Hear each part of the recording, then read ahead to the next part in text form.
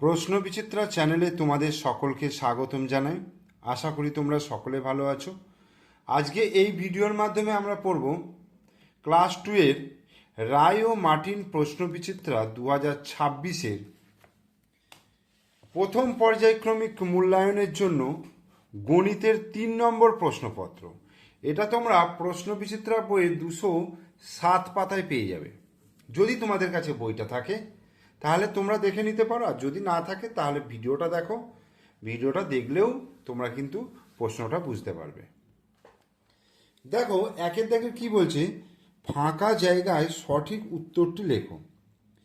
কয়েকটা বলছে যে পরপর অবস্থান বোঝাতে যে শব্দ বা সংখ্যা ব্যবহার করা হয় তাকে বলে। পরপর কোনো সংখ্যা বা কোনো শব্দ, যে শব্দ ব্যবহার করা হয় পরপর বোঝাবার জন্য, সেটাকে কি বলা হয়? ক্রমিক সংখ্যা। ঠিক আছে, কয়রে ফলা মহেশ্বই ক, ক্রমিক সংখ্যা বলা হয়।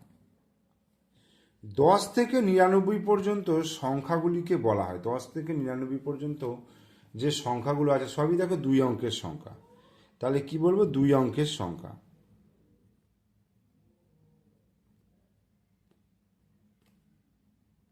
দুই অঙ্কের সংখ্যা। 0, 5 ও 5 এর পার্থক্য হলো, কোনো পার্থক্য নেই।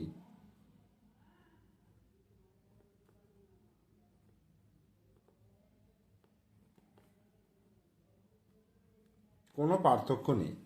এক অঙ্কের বৃহত্তম সংখ্যাটি হলো, এক অঙ্কের বৃহত্তম সংখ্যা হচ্ছে 9।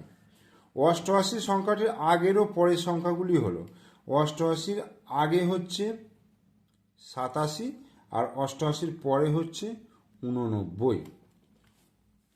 এখানে বলছে জোড় সংখ্যাগুলির নিচে দাগ দাও, অর্থাৎ 2 দিয়ে ভাগ করা যায় সেই সংখ্যাগুলি হচ্ছে জোড় সংখ্যা।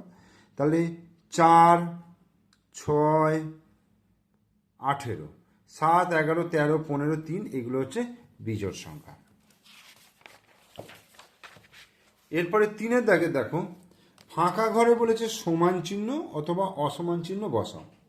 এখানে 125 আছে, এখানে 128 আছে, তাহলে কি হচ্ছে? অসমান চিহ্ন।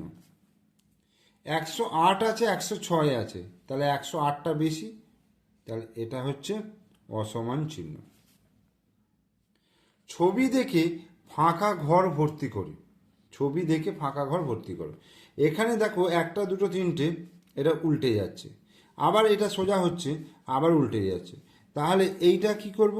এই রকম উপর দিকে হবে, নিচে দুটো, আবার এইটা ওপরে দুটো, নিচে একটা, আবার এটা ওপরে একটা, নিচে দুটো, আবার এটা ওপরে দুটো, নিচে একটা। ঠিক আছে, এটাকে বলে অতএব, এটাকে বলে যেহেতু। এবার 5-এর দাগে সঠিকভাবে ছকটি পূরণ করো। দশকের ঘরের সংখ্যার প্রকৃত মান 26-এ দশকের ঘরে হচ্ছে 2 আছে, তাহলে 2 প্রকৃত মান 2। এখানে দেখো 6 আছে দশকের ঘরে, তাহলে 6 হচ্ছে প্রকৃত মান। এককের ঘরের সংখ্যার প্রকৃত মান দেখো, এটা 6 আছে আর এটার কি আছে? 5 আছে। এরপরে দশকের ঘরের সংখ্যা স্থানীয় মান, তাহলে স্থানীয় মান 2, তাহলে 20 হবে। আর এককের ঘরের সংখ্যা স্থানীয় মান 6ই হবে। এটা দেখো দশকের ঘরের সংখ্যা স্থানীয় মান 6 0 60 হবে, এটা কত হবে? 5 হবে। এবার এগুলো যোগ করতে বলেছে 6-এর দাগে। 7 আর 2, 7, 8, 9, 8 আর 1, 9। এটা দেখো 6 আর 5-এ 11-র 1 হাতে 1, 4 আর 1-এ 5, 5 আর 3-এ 5, 6, 7, 8, 81। 8 আর 4-এ কত? আর 9, 10, 11, 12, 2 হাতে 2, 8 আর 2, 10, 10-এর সাথে 17, 17, 7 হাতে 1, তাহলে এই একটা নেমে এলো। ফাঁকা ঘরে সঠিক পূরণবাচক সংখ্যাটি লিখতে বলেছে। গ্রীষ্মকাল বছরের, তাহলে কি হবে? এটা হচ্ছে প্রথম ঋতু। ঠিক আছে। বসন্তকাল বছরের ষষ্ঠ ঋতু। সঠিক উত্তরটি লেখো। 1 টাকা 50 পয়সা কি হবে? 1.50 টাকা। আর 2 টাকা 50 পয়সা, 2.50। কিন্তু এখানে আমরা এটাকে লিখতে পারবো 1.5 টাকা, এটাও লিখতে পারবো 1.5 টাকা, আর এটাকে লিখতে পারবো 2.5 টাকা। ঠিক আছে, দশমিক না দিয়েও তোমরা দশমিকের তো অঙ্ক শেখোনি, তাহলে এটা তোমরা লিখবে 1.5 টাকা, এটা 2.5 টাকা।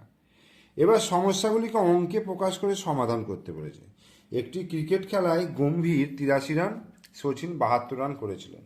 তাহলে তারা দুজনে মিলে মোট কত রান করেছিলেন? তাহলে যোগ করতে হবে। তাহলে গণিতের ভাষায় কি লিখবো এটাকে? গণিতের ভাষায় তাহলে 83 যুক্ত 72, এটা সমান জিজ্ঞাসা চিহ্ন। তাহলে এখানে 83 আর 72 যোগ করব।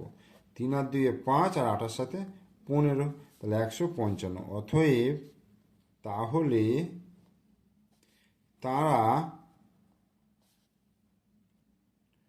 দুজনে মিলে মোট 155 রান করেছিলেন।